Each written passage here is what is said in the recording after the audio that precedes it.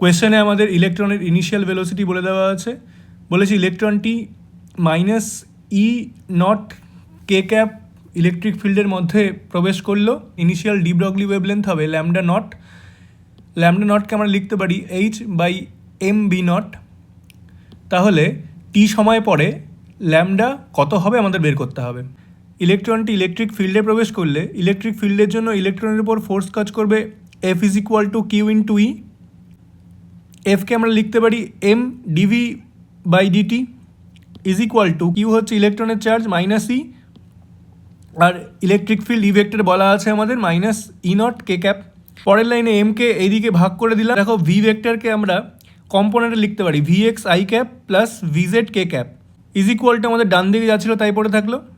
DDT যেহেতু linear operator, তাহলে আমরা লিখতে পারি dVx/dt i cap plus dVz/dt K cap = যা ছিল তাই থাকলো ডান দিকে।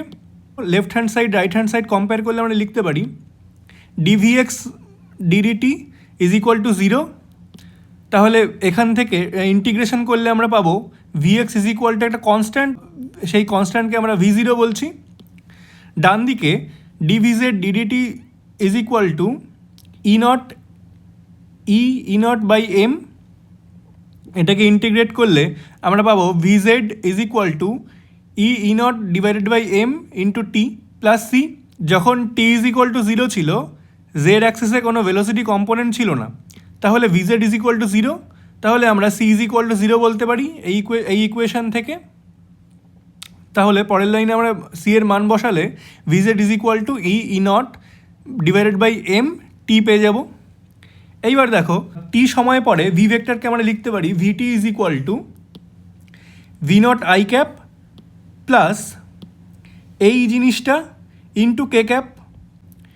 তাহলে মড ভি আমাদের কী হবে? মড ভি = আমাদের হবে √V0² প্লাস এই জিনিসটা স্কোয়ার। ঠিক আছে, পরের লাইনে ভিটি = V0 কমন নিলাম আমরা। V0 কমন নিলে পরে দেখো আমরা লিখতে পারি এই জিনিসটা।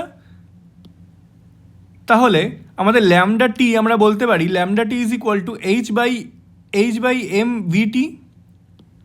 তাহলে এইখান থেকে ভিটি এর মান বসাবো, ভিটি এর মান বসালাম এটা।